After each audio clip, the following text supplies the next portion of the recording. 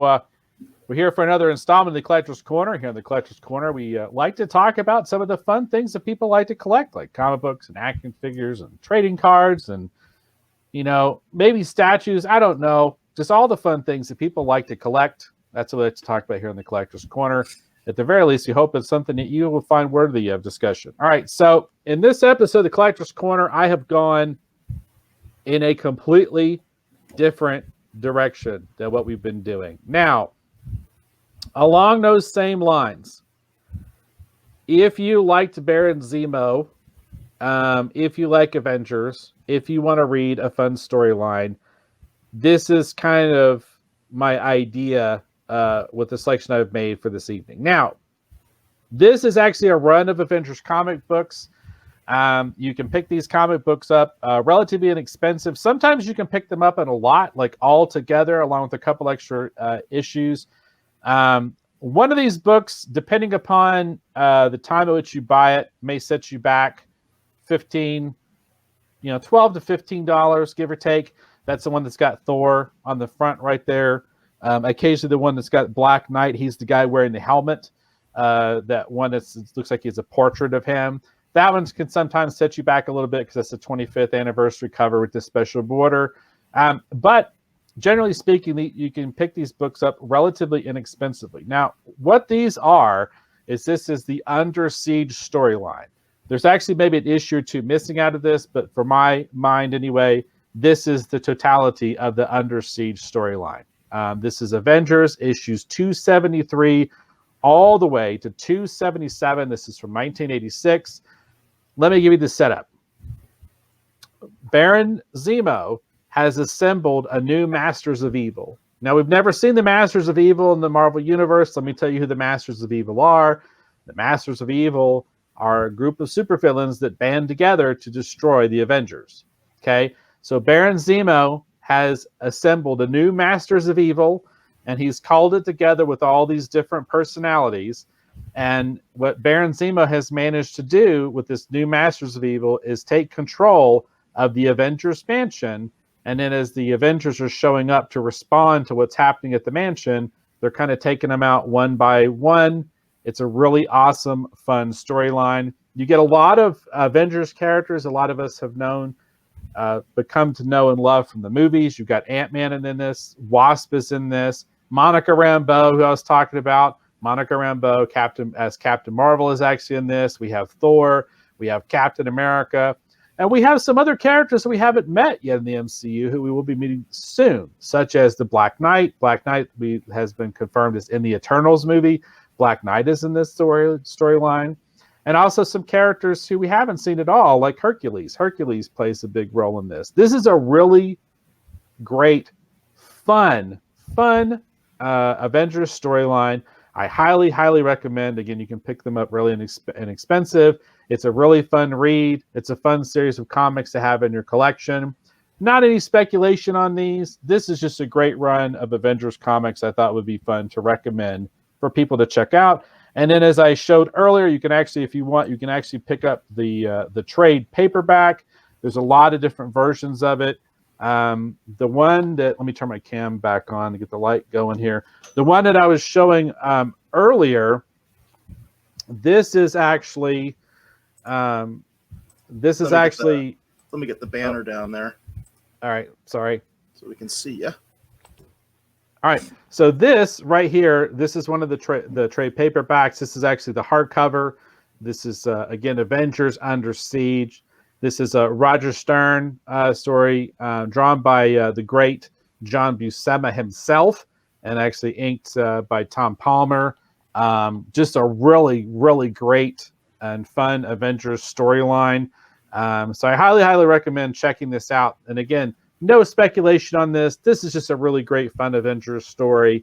So I thought it'd be kind of a different direction to take because, like I said, I'm not hating Falcon and Winter Soldier, but I'm just wishing it was more like the comics, where you see all these crazy different heroes and all these different things kind of, you know what I mean, like coming together. And that's the fun thing about this. This is an interesting storyline where you get to see a whole different array of Avengers coming together to stop a threat. And then the threat actually happens to be Baron Zemo. Now, Dave, the hardback that you're holding in your hand, that's all of those issues collected together? Yes, and a few others. This one goes for about $30, but again, it is a hardcover. It's got great reproduction. It's a really great looking book. I was going to show if I could. I mentioned this actually in the last episode. We were talking about Baron Zemo, and I said one of my favorite images of Baron Zemo is actually in this storyline. I love this shot of Baron That's Zemo cool. here at this control panel. This is really fun. And man, these covers are just amazing. I mean, look at that one. Hercules surrounded by all these villains. It's like if you love superhero action adventure comics, if you like the Avengers, if you haven't had the chance to get into the comics, I highly, highly recommend this.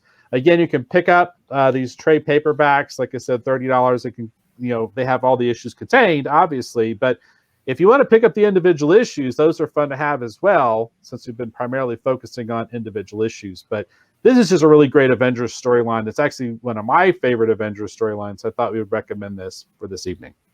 Yeah, that's a good looking book right there. That I think that would be really cool for anybody's collection. I realize a lot of people, like you said, they want to collect the individual issues, and there's a whole reason for doing that. But that's kind of nice. That looks pretty good. Yeah, it's presentation there. It's a really great book, and I just highly recommend it. So, all right. Hollywood had a technical question for you. He said, "How do you get those covers so perfect with no glare? Do you scan them?" Sometimes I scan them, and then sometimes I just download them off the internet. So, Marvel.com actually has a lot of these covers scanned high resolution, like crazy high resolution that you can actually pull off of the Marvel.com website. Now, some of these they did not have scanned, so I did have to scan a couple of these. But I guess over the years, I've just gotten pretty good at just scanning and making adjustments. Typically, what I'll do is I will actually scan half of it, and if I have to, scan the other half, and then take it into Photoshop and stitch it together. And then, sometimes I just take a photo. I'll just tip it in the right angle and take the photo, and then when I bring it into Photoshop, then I actually stretch it out and warp it so it actually looks like it's flat, but in reality, I might have actually taken a picture of it at an angle.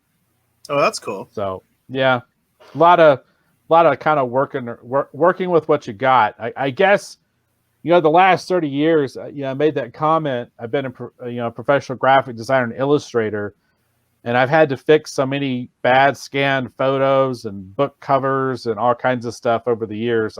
I guess I've just gotten pretty good at it. But several of these I just downloaded off of actually the Marvel.com website. The ones who don't have you see the ones got a UPC code, right? And then some of the other ones do not. The ones that do not have a UPC code that has it blacked out, I actually downloaded those actually off of the Marvel website. And then that one that has a UPC code, I did actually scan that one. And then the other two I did as well. That's interesting. All right. So that's what I have for tonight's installment, actually, the Collector's Corner. There is some other interesting things going on. Eric and I were going to talk about just briefly. We're going to kind of spoof. But first, Eric, do you have anything for tonight's installment of the Collector's Corner? No, nothing that fits. Nothing that fits exactly with Collector's Corner, unfortunately, for me today. All right. Well, let's just talk about this just briefly. So there are actually we were talking about it, and I had mentioned the fact that I sometimes don't feel comfortable recommending some of the more modern books just because sometimes I haven't even had a chance to see them yet. So I'm going to go ahead and mention this for those of you that are interested. There is some speculation and interest in Joker #2 and Joker #3. This is the new DC series. I actually recommended Joker #1 on a previous episode, actually in the Collector's Corner. There's a lot of speculation, and again, I haven't seen them yet. Like, I have issue 2 on order, but it hasn't shown up yet. And then issue 3, I don't think I'd actually ordered it yet, to be honest. But anyhow, the rumor mill is that Bane if you saw Dark Knight Rises. If you're not a comics fan, that might be where you know Bane from. But if you read the comics, he's a very different character. But Bane, his daughter, what that actually means, we don't know yet, is actually debuting either in a cameo or in a limited role in issue 2 of the Joker, and that's actually going to have a full debut actually in issue 3. And there's a lot of speculation and a lot of talk going on in the collectors kind of community about people recommending issues 2 and 3, are mostly recommending issue 3, actually of the new Joker series, primarily because we have the debut coming up of actually Bane's daughter. I believe they're calling the character Vengeance or something like that. I haven't seen them, which is why I'm not actually going to give it like a hard recommend.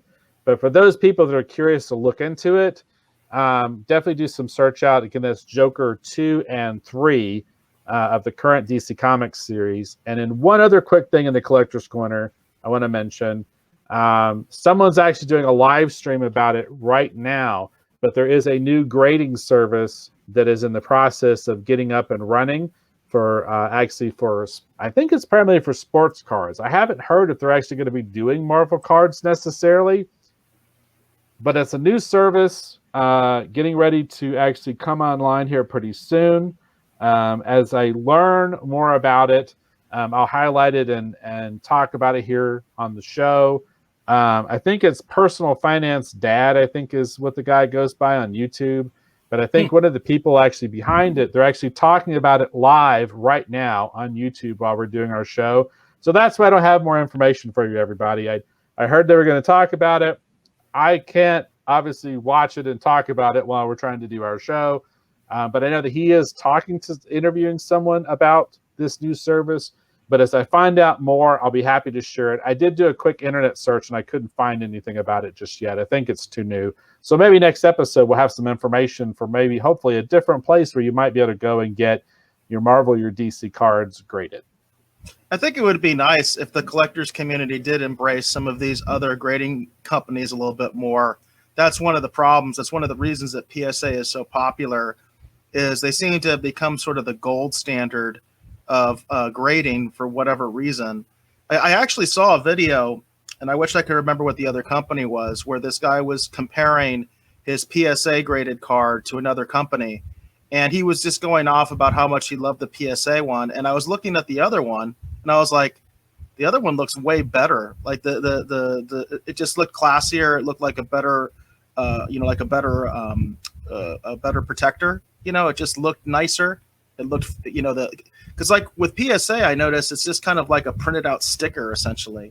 And this other one, it was almost like a plaque. Yeah, I was like, man, this one. And this guy was just going off about how much he loved the PSA one. I'm like, why?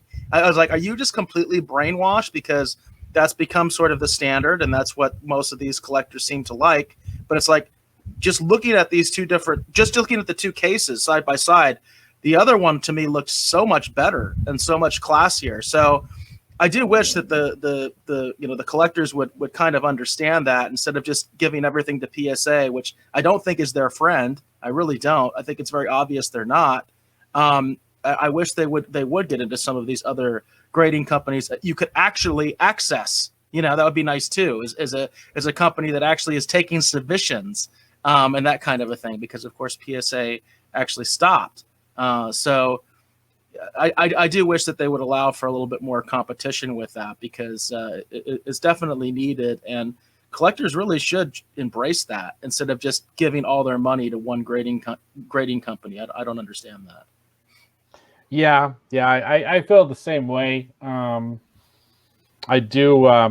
It's weird. It's just a strange thing with what's going on right now. We were talking about that before we actually went live here on the show, talking about all the craze with the speculation and how it's spilling over into all kinds of stuff. It's comics, cards, action figures. Like it doesn't matter what it is. Like there's just this crazy speculation just swirling around any and every little thing. And then, I was telling Eric, it's like, I don't like to get too far into that personally, just because I want to be sure the things that I'm recommending, I think people will have fun with, you know what I mean? And like, And if for some reason it doesn't turn out, the speculation side, recommend side, or whatever, they're not too far, they're not too heavily vested in it, in terms of like spending too much money on something, right? Like that's the approach I tend to try and apply to things. And that's like, for tonight, there are some different things I could have recommended, but I felt like it would be fun to just recommend like a fun storyline, you know what I mean? And a series of books that I just think are just great in general, and then we'll see where we are down the road, I will say that one positive thing about, for instance, with the Joker #2 thing, is because that is something that, at least in theory, you can still find in stores. You can get it at a premium price, and if this is something that's going to go up in value because it's the quote unquote first appearance of Bane's daughter, which these days it always feels like first appearances are almost like a guarantee to go up, but there are no guarantees. It's a much easier price point to get in on. Because again, in theory, you can still find it at a comic book shop.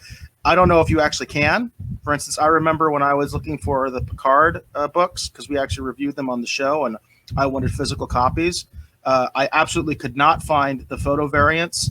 I'm sure those have already gotten up in value, and I ended up having to get the ones with the artwork, and it was really hard for me to get those. I had to go to numerous shops. They were constantly sold out. And it was a really mediocre storyline, right? I mean, we thought, it wasn't really that great, right? So, and it really didn't fit Picard well at all, the actual series. But I would imagine they're worth some money, you know what I mean, at this point, because there was a high demand for them, I'll tell you that, because they were constantly sold out of those books. So maybe with Joker 2, there's a little opportunity there for people to find that book in the wild, and you never know, might go up. That's the trick, if you could find it. If you can find it, yep. Yeah, that's. And again, like I said, Picard was very difficult for me to find in the wild, even being aware of it and going out basically like the day it came out or the day after it came out. I was having trouble finding it. So sometimes that's just the way it is. So yeah, so what we're saying is if you're an investor and if you can find it, perhaps you can purchase a copy of Joker #2. There you to go. The A-Team score. All right, so I think that's going to be it for this installment of Collector's Corner.